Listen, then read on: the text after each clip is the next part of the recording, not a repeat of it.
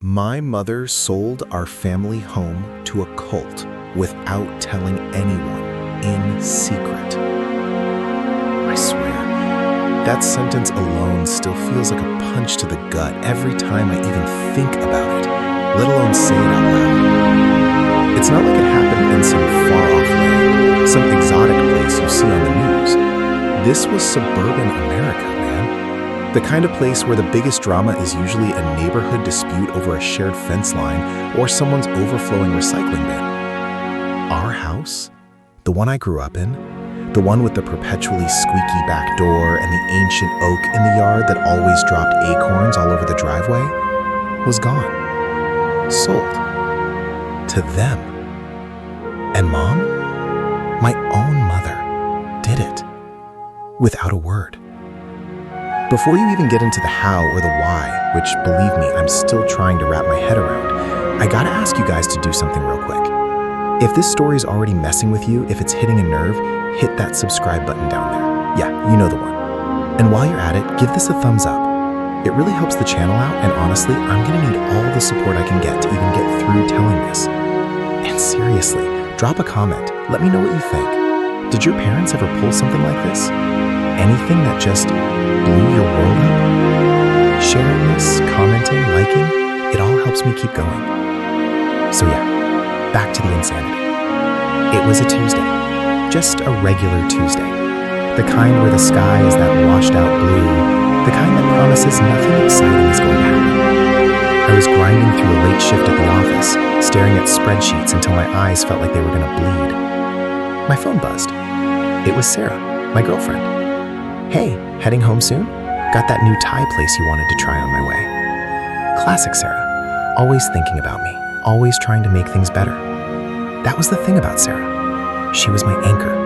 My quiet, steady harbor in what was becoming a pretty choppy sea. We'd been together for 3 years, lived together in a decent apartment downtown, a place with exposed brick and way too much natural light, which I loved. She was a graphic designer, all artistic flair and quiet confidence. Me? I was in finance. Numbers, data, predictable outcomes. Or at least that's what I thought. I texted her back. Sounds perfect. See you soon. I was already mentally planning the Pat CE. Just another Tuesday, right? Except it wasn't. Not even close. I walked into our apartment that night. The smell of ginger and basil already in the air, Sarah humming to herself in the kitchen. It was perfect. Peaceful. Everything felt right. And then she looked at me, and the smile on her faltered. Hey, she said, her voice a little shaky. Your mom called. My mom. Okay, so my mom and I weren't exactly glued at the hip. She lived about an hour upstate, in that house. The house. Our family home. It was a brick ranch, nothing fancy, but it was the place where all the Christmases happened, where I learned to ride my bike in the driveway, where my dad, God rest his soul, planted that stubborn rose bush that never quite bloomed right. It held a lot of ghosts, sure, but mostly good ones. My mom, bless her heart, she was complicated. She'd always been a bit of a dreamer, a little prone to flights of fancy, but never anything like this. She was the kind of woman who'd buy a crystal healing kit and believe it fixed everything from a headache to a bad mood. Harmless, mostly. A little eccentric. That's how I'd always described her to Sarah. What did she want? I asked, dropping my briefcase by the door. Sarah hesitated. She walked over, her hands still a little damp from chopping vegetables. She had this way of looking at me, her eyes wide and a little worried, that always made my stomach clench. She said she needs to talk to us. In person. Tomorrow morning. Tomorrow? What's so urgent? I frowned. Everything okay? I don't know, Sarah admitted, biting her lip. She sounded, I don't know, almost frantic, but also kind of resolute. It was weird. She said she'd already made arrangements for us to meet her at the house. The house. That's what really threw me. Mom hadn't asked me to come up there in months. Not since Dad's anniversary last year. We usually met halfway or she'd drive down. For her to want us to come to her house, to make arrangements for us to meet her there? Something felt off. Deeply off. The next morning I drove. Sarah sat beside me, quiet, her resting on my knee. The air in the car was thick with unspoken questions. We talked about it, of course, speculated. Was she sick? Was she selling some of Dad's old stuff? Was she dating someone new? The last one felt like a stretch, but with Mom, you never really knew. The drive upstate always felt longer when I was heading towards that house with a knot of anxiety in my stomach. The familiar exit sign, the winding road, the dense line of trees that eventually gave way to the neighborhood. And then, there it was. Our house. But something was wrong. The lawn. It was immaculate. Too immaculate.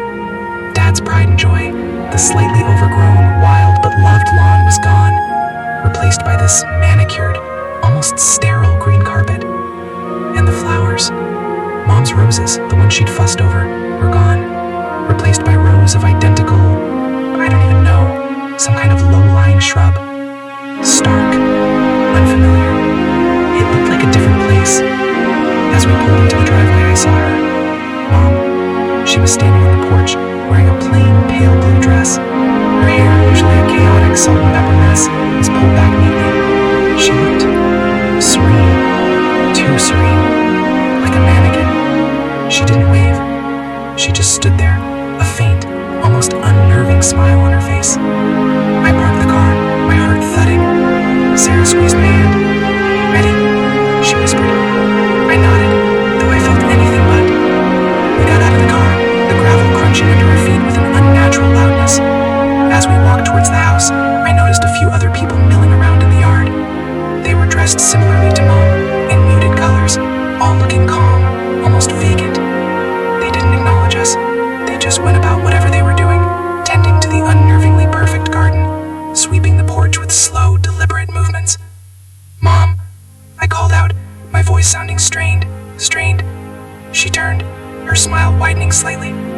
"Ah, Daniel, Sarah, you made it." Her voice was soft, melodic, utterly devoid of the usual warmth, the slight edge of exasperation she usually had when I was late or forgot to call. "Mom, what's going on?" I asked, stepping onto the porch. The air felt different, cleaner, almost sterile. "The house, it looks different. It's been re-envisioned," she said, her eyes gliding over me, then Sarah, as if assessing them. "We've made some wonderful changes, embraced a new path." "We?" asked Sarah, her voice polite but clearly confused. "Who is we, Mr. Sterling?" Mom's smile didn't falter. "We are the family of the Ascended Light," she stated, as if it were the most normal thing in the world. "And this home, this beautiful space, is now a sanctuary for our collective journey. The family of the Ascended Light." My brain just stalled. What the hell was she talking about? Sanctuary? Collective journey? This was my mom, the woman who complained about the neighbor's dog barking at 6 a.m. The woman who swore by ibuprofen for every ailment. And these people in the yard, they weren't just gardening. They were moving with a strange, synchronized grace. Their gazes were all fixed, not on us, but on some point in the distance. "Mom, I don't understand," I said, trying to keep my voice steady. "What is this? Who are these people?" "They are fellow travelers, Daniel," she explained, her voice still that soft, unnerving drone. "Those who have seen the illusions of the material world and chosen to embrace the purity of spirit. They are my family now, in a way that transcends the mundane." Mundane. She called our family mundane. My dad, our memories, my life. I felt a wave of nausea rise. "Mom, what are you saying? You sold the house?" The question just tumbled out, the fear finally overriding the confusion. She inclined her head, a movement so subtle it was almost imperceptible. "Yes, Daniel, I have transitioned the stewardship of this property. It is no longer a place of earthly attachments, but a beacon of spiritual awakening." My breath hitched. You sold it? To them?" I gestured vaguely towards the people in the yard. "To the family, yes," she confirmed, her eyes finally meeting mine, and for a fleeting second, I thought I saw a flicker of something. Regret? Fear? But it was gone as quickly as it appeared, replaced by that same placid serenity. It was the right decision. The only decision. You will understand in time. In time? Understand what?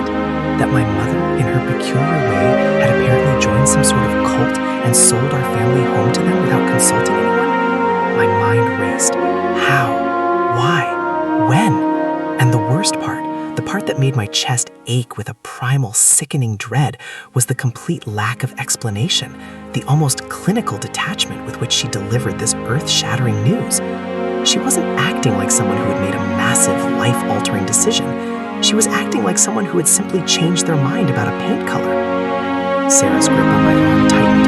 I could feel her trembling. "Mrs. Sterling," she began, her voice firmer now, a protective edge creeping in. "I don't mean to be disrespectful, but Daniel and I are very concerned. It's not like you." Mom turned her gaze to Sarah. It was a look that felt like ice water. "My dear Sarah," she said, her voice still soft, but with an undercurrent of something I couldn't quite place, something cold and dismissive. "You have not yet experienced the liberation that comes from shedding the shackles of earthly expectation. You are still bound by the limitations of your former understanding.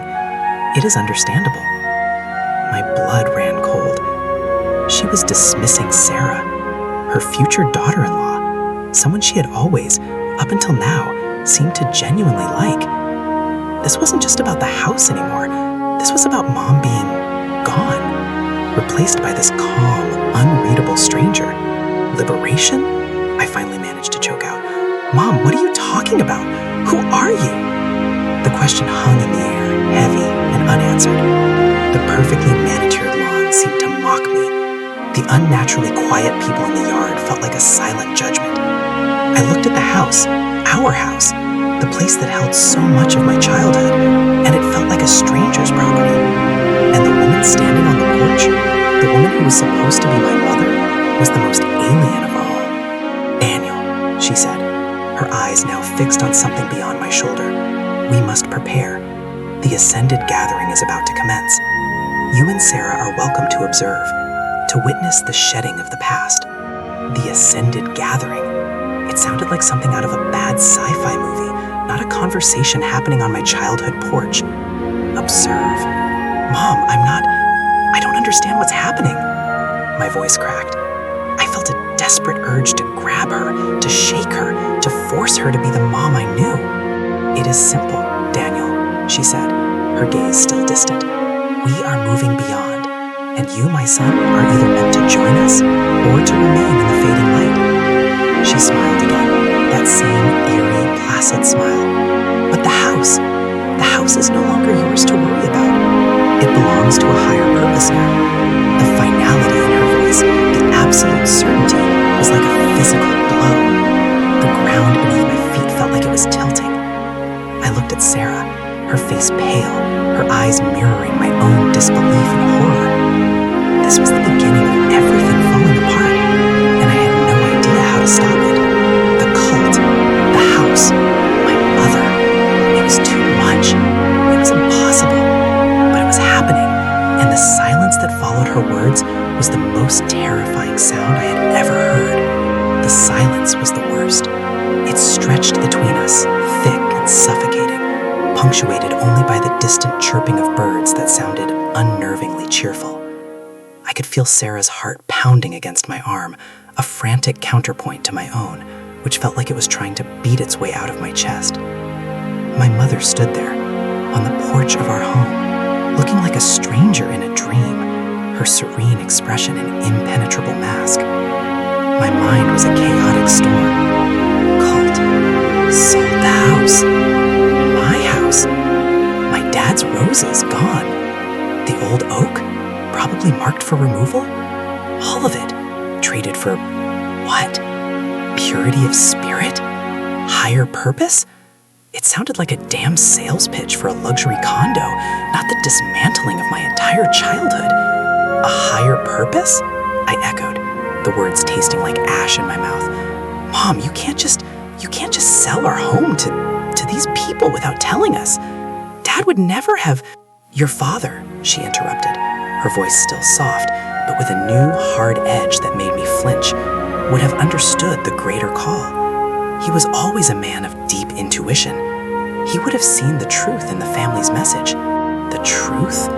My dad, who meticulously balanced our checkbook and fretted over the mortgage payments, would have understood selling the house to a group of people my mother vaguely referred to as the family of the ascended light? That was a stretch so wide it snapped. I wanted to scream, to rage, to shake her until the real mom, the one who worried about my cholesterol and baked me cookies, emerged from behind this placid facade. But I couldn't. I felt paralyzed, trapped in a nightmare I couldn't wake up from. Sarah, bless her, found her voice. Mrs. Sterling, we're not trying to disrespect you, but this is Daniel's home too, his childhood home. And it's a huge decision. We need to understand. What is this family? Where did they come from? How did you even meet them? She spoke with a quiet earnestness, her gaze unwavering, trying to appeal to the mother she knew, the one who had always treated her with kindness. Mom's gaze drifted past Sarah, towards the impossibly green lawn. A few of the family members were now gathered near a large, weathered oak tree at the edge of the property, the same tree I'd carved my initials into when I was 12. They weren't touching it, just standing around it, their heads tilted back, as if in silent contemplation. It was eerie.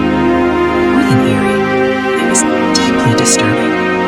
We met through a series of synchronistic events, Mom said, her voice taking on a faraway, almost mystical quality. The universe conspires for those who are open to its guidance. I sought solace, Daniel, after your father's passing. I felt a profound emptiness, a lack of direction. I found the family, and they offered clarity, a path forward. They understood my grief, my search for meaning. They helped me see that material possessions are merely anchors, preventing us from ascending. Anchors. My childhood home, filled with memories of my dad, of scraped knees and birthday parties and the smell of his pipe tobacco, was an anchor. The place where I learned to ride my bike. The place where my dad taught me how to change a tire. The place where we scattered Mom's ashes of my dad's favorite garden gnome after it broke. All of it was just an anchor. The sheer disrespect, the casual erasure of everything that mattered was staggering. So, I said, my voice tight, you found people who told you what you wanted to hear, and you decided to sell our family home to them? Just like that? No discussion, no consultation? Mom, this isn't just about you. It's about us. It's about Dad's legacy. Her lips thinned, just for a fraction of a second. Daniel, your father's legacy is not etched in brick and mortar. It is in the spirit he embodied. And that spirit, like mine, is ready to ascend. The family, they are facilitators of this ascension. They have a proven system. They provide structure, guidance, and a community. A true community, unbound by the superficialities of the outside world. Superficialities, I scoffed, a bitter laugh escaping me. Like having a job, paying bills, loving each other? Is that what you mean by superficialities? She finally turned her full attention to me, and her eyes, usually a warm hazel, seemed to glow with an unnerving intensity. Daniel, you are still so tied to the illusions. The work, the money, the expectations, they are all constructs, designed to keep us distracted, to keep us from our true potential. The family frees us from that. They teach us to live in the present, to embrace divine purpose, to prepare for the great unfolding. The great unfolding. It sounded like a particularly poorly written fantasy novel. And divine purpose? My mother, who once spent an entire afternoon arguing with a customer service representative about a faulty toaster, was now talking about divine purpose with the same fervor she used to reserve for finding the best price on garden mulch. Mom, this is insane, I said, the words raw with emotion. You're talking like you're not even you anymore. Who are these people? What do they want? They want to help souls ascend, she repeated, her voice impossibly calm. They want to create a haven, a place where those ready to shed the limitations of the physical realm can find peace and prepare for the next phase of existence. And this property, she gestured around her, a proprietorial sweep of her hand that sent a fresh wave of nausea through me, is ideal. It is a place of strong past energies, ripe for transformation. Ripe for transformation? I practically yelled, my voice cracking. You mean you sold our home, our memories, to a bunch of gurus who are going to turn it into some kind of spiritual retreat center for their cult? Sarah put a hand on my arm, her touch grounding me slightly. Daniel, let's try to stay calm. Mrs. Sterling, please, can you just tell us how much did you sell it for? And how did you arrange this? We're just trying to process this. Mom's gaze shifted to Sarah again, and this time there was no warmth at all. It was pure, unadulterated pity, laced with a subtle condescension. The financial exchange is irrelevant, Sarah. It was a spiritual transaction. The family provides all necessary resources for their members. My needs are met. Your concerns about money are precisely the kind of earthly attachments we are learning to release. It was official. My mother had been completely brainwashed. She wasn't just eccentric, she was lost, utterly, irretrievably lost. And she had taken a piece of my life, our life, with her. So what? You just packed up and joined them? Left everything behind? I tried to keep my voice even, but it was trembling with a mixture of anger and a profound, aching sadness. I have shed the unnecessary, she said, her eyes glazing over slightly as she looked out at the unnervingly perfect lawn. My attachments were few. Your father's belongings are being repurposed, sent to those who can utilize them for the greater good. And this home, it will serve its new purpose beautifully. Repurposed. My dad's workbench, his tools, the worn armchair he always sat in to read the paper, the framed photos of us on vacation, all being repurposed. It felt like a desecration. New purpose? Mom, this was our purpose. This was our home, our life. Your life is about to change, Daniel, she said, her voice taking on a strangely hypnotic cadence. We are all on the precipice of a great awakening. The family has shown me the path to true liberation. You and Sarah have been invited to witness this transformation, to be present for the Ascended Gathering. It is a rare opportunity. Ascended Gathering. The words echoed in the sterile air. I looked at Sarah, her face a picture of controlled panic. She squeezed my arm, a silent question in her eyes. What do we do? Witness what, Mom? I asked, my voice barely a whisper. What exactly happens at this Ascended Gathering? She smiled, a serene, unsettling smile that didn't reach her eyes. The shedding, the release, the alignment with the universal consciousness. It is profound. You will see what it means to be truly free, free from the burdens of ego and material desire. I felt a cold dread creep up my spine. This wasn't just a discussion, it was indoctrination, and she expected us to sit there and watch it. Mom, I can't, I don't want to be part of this. It's not real. The real is what you perceive, Daniel, she said, her tone gentle, patronizing, and your perception is limited by the illusions you cling to. But you can choose. You can choose to open your mind, to embrace the light, and to join us on this sacred journey, or you can choose to remain in the shadows, clinging to your fading attachments. Her words hung in the air, a stark ultimatum delivered with the same casualness as asking if I wanted coffee. I looked at the house, at the porch where I'd spent countless afternoons with my dad, at the meticulously manicured lawn that felt like a mockery of everything I knew. And I looked at the woman standing on that porch, this stranger with my mother's face, and I felt a wave of anger so potent it threatened to consume me. You think you're free, I spat, the words laced with venom. You think this is liberation? You've been conned, You've been tricked into giving away our history, our memories, our home to a bunch of charlatans. Her serene expression finally fractured, her eyes narrowed, and the pity vanished, replaced by something sharp, cold, and undeniably hostile. You speak from ignorance, Daniel. You are blinded by the material world. Your anger is a manifestation of your fear, your resistance to evolution. Evolution? I laughed, a harsh, broken sound. This isn't evolution, Mom. This is a cult, and you're a victim. The word hit her like a physical blow. Her face, which had been so carefully composed, contorted for a brief, terrifying moment. A flicker of something raw, something hurt, flashed in her eyes, but it was quickly masked by that unnerving calm. I am not a victim, Daniel. I am enlightened. And I regret that you and Sarah cannot see the truth. But the family is preparing. The gathering will begin soon. You are welcome to stay and observe, to bear witness to the dawn of a new era. Or you can leave. The choice, as always, is yours. She turned away from us then, her back straight, her gaze fixed on the seemingly ordinary oak tree. The other members of the family, who had been moving with a quiet, almost ritualistic purpose, now seemed to pause, their attention subtly shifting towards Mom, then towards us. It felt like a silent, collective assessment. Were we potential converts? Or were we simply outsiders to be dismissed? Sarah's grip tightened on my arm. Daniel, She whispered, her voice trembling. we need to go. I looked at her, at the fear in her eyes, and then back at my mother, who was now speaking in hushed tones to one of the other members of the family. She seemed so distant, so detached. The house, our house, felt like a stage set for a play I no longer understood. The air was thick with an unsettling anticipation, a low hum of energy that felt both foreign and deeply wrong. I felt a primal urge to run, to get Sarah and get as far away from this place as possible.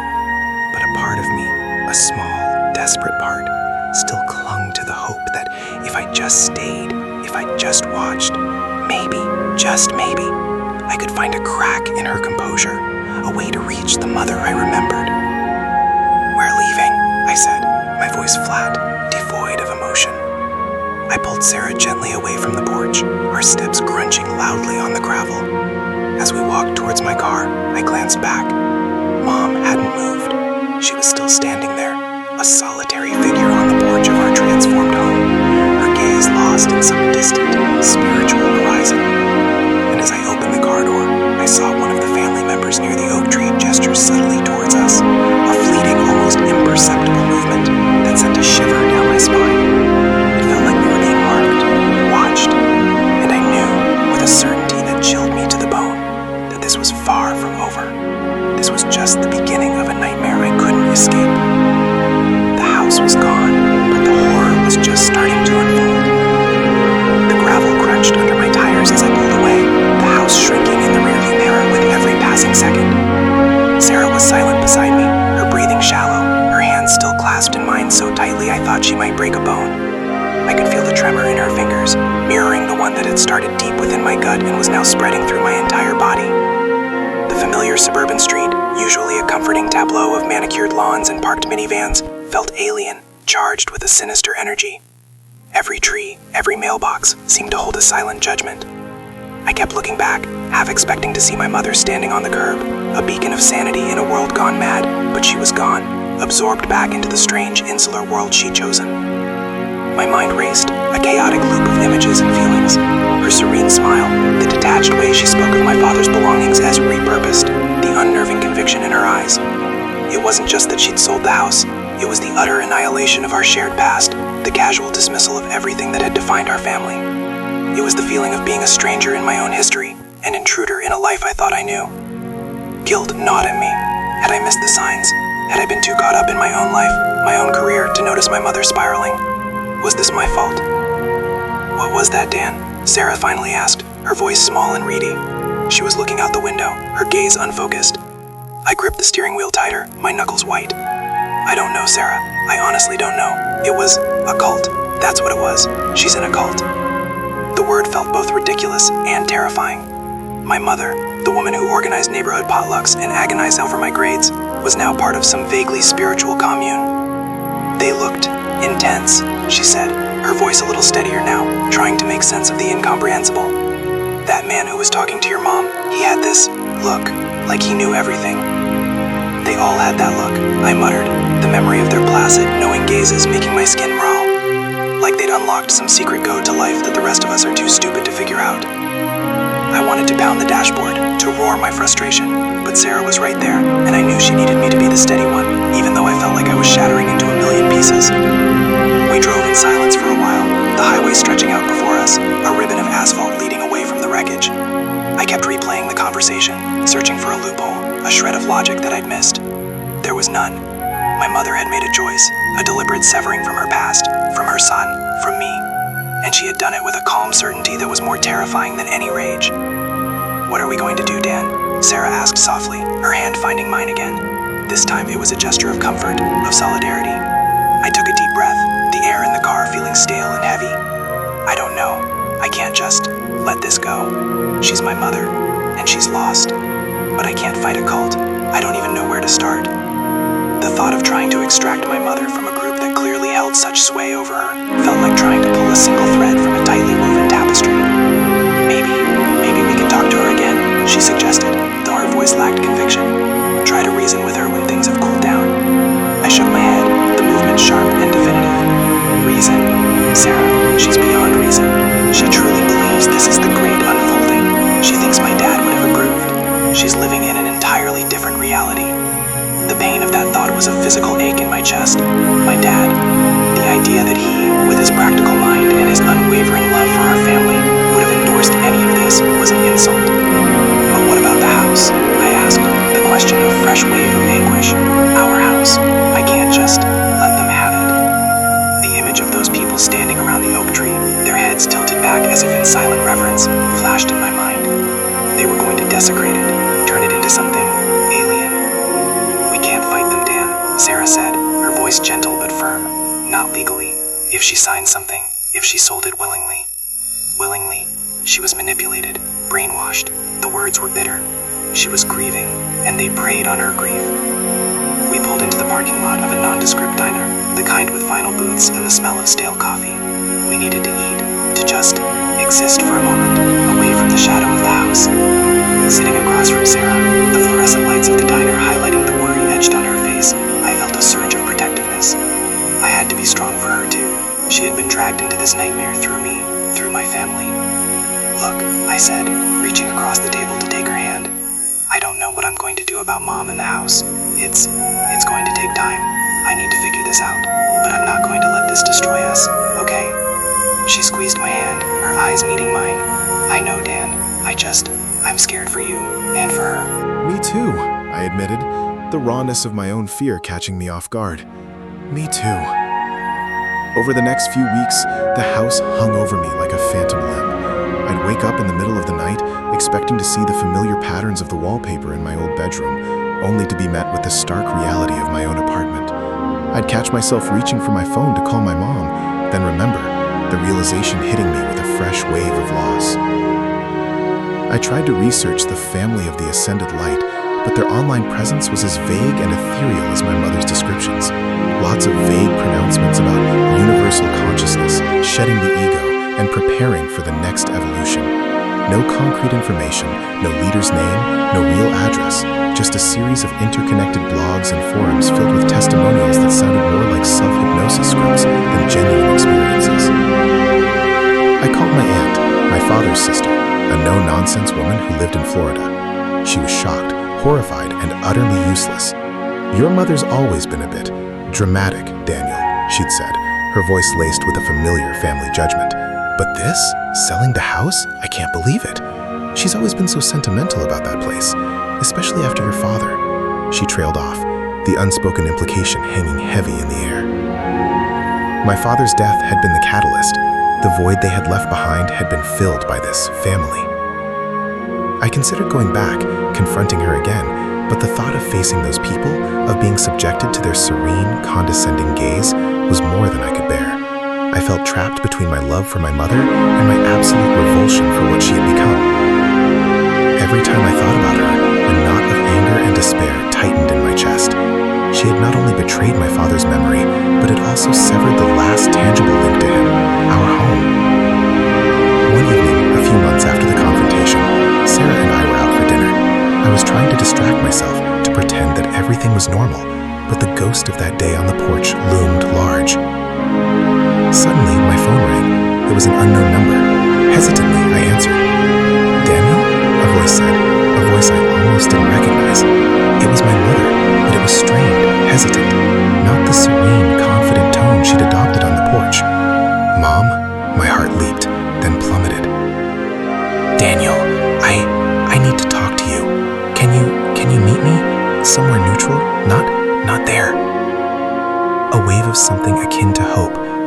followed by a chilling dread washed over me.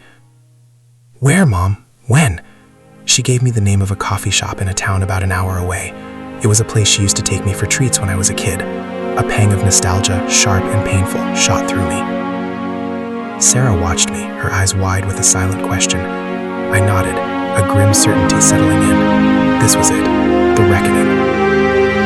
We drove in silence again, the tension thick between us. I didn't know what to expect. A tearful apology? A desperate plea for help? Or was this some elaborate trap, another attempt to draw us into their world? When we arrived at the coffee shop, she was already there, sitting in a corner booth, looking smaller, more fragile than I remembered. Her usual serene composure was gone, replaced by a haunted look. She wore the same simple, loose-fitting clothes, but they seemed to hang off her now. Her eyes, when she looked at me, were filled with a desperate plea. I sat down opposite her, Sarah taking the seat beside me. For a long moment, we just looked at each other. The air crackled with unspoken words, with years of history, with the gaping wound that had been torn between us. "Mom," I began, my voice rough. "Are you okay?" Her lips trembled. She shook her head, tears welling in her eyes. "No, Daniel, I'm not okay. I made a terrible mistake." The words hung in the air, a fragile offering. I didn't say anything, just waited, my heart pounding. They're not what they seemed," she whispered, her voice barely audible. "It was all a lie, a performance." I felt a strange sense of both relief and dread. Relief that she was finally seeing it, dread at what that realization must feel like. "What do you mean?" Sarah asked, her voice gentle.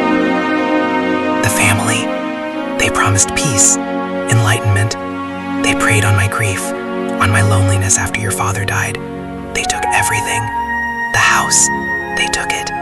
They said it was a spiritual exchange, that my needs would be met, but it wasn't true. They drained me, financially, emotionally. They isolated me from everyone, my friends, my family, even from myself." Her voice cracked, and she buried her face in her hands, her shoulders shaking with silent sobs. My anger, which had been simmering for so long, began to recede, replaced by a profound, aching sadness. I saw my mother, not the placid guru, but the woman I knew, broken and lost. "They said I was shedding attachments," she choked out, tears streaming down her face, "but they were just taking them. They took my home. They took my security. They took my son." I reached across the table, my hand covering hers. Her skin was cold and clammy. "Mom," I said, my voice low. "It's okay. We're here now." She looked up, her eyes red and swollen. You came?" "Of course we came," Sarah said softly, her hand covering mine. "We're not going anywhere." "I'm so sorry, Daniel," she whispered, her gaze fixed on our intertwined hands. "So sorry of selling the house, for what I said, for everything. It was like I was in a dream, a terrible waking dream, and I couldn't see anything else." "What happened? How did you get out?" I asked, my mind racing with 100 questions. I started to see cracks, small things at first, the way they controlled everything, the way they demanded absolute obedience, the way they punished dissent. They convinced me I was special, that I had a higher purpose. But then I remembered your father. I remembered what he believed in, what we believed in, and this wasn't it. This was emptiness. This was control.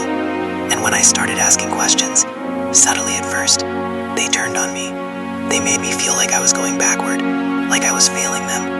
They threatened to take me off, to take away my enlightenment. I was so scared. She sobbed again, a broken sound that tore at my heart. But then, one of them, a woman named Brenda, she seemed different. I think she was having doubts too. She told me where they kept the keys to the van. She said she'd create a distraction. So I left. I took what little I had, and I ran. She looked at me, her eyes filled with a desperate hope. Can you help me, Daniel? I have nothing. I don't even know where to go. They've taken so much from me." A complex wave of emotions washed over me. Relief, anger, pity, and a deep, abiding love for the mother I had lost, and was now, miraculously, finding again. The house was gone, a casualty of her delusion. But maybe, just maybe, the essence of our family, the connection that mattered most, could be salvaged. Yes, Mom, I said, my voice firm, my gaze unwavering. We'll help you. We'll figure it out. Together. Sarah squeezed my hand, a silent affirmation. The path ahead was uncertain, littered with the debris of her experience. But for the first time in months, I felt a sliver of hope. The house was a symbol of what had been lost, a painful reminder of a betrayal. But it wasn't the end of our story. My mother, broken but not destroyed, was back. And that, in the grand scheme of things, was everything. As we sat there, in the quiet hum of the coffee shop, the future still a daunting unknown, I felt a lightness I hadn't experienced in what felt like an eternity. It wasn't a fairy tale ending, not by a long shot. It was messy, it was painful, and the scars would remain. But it was real. And for now, that was enough.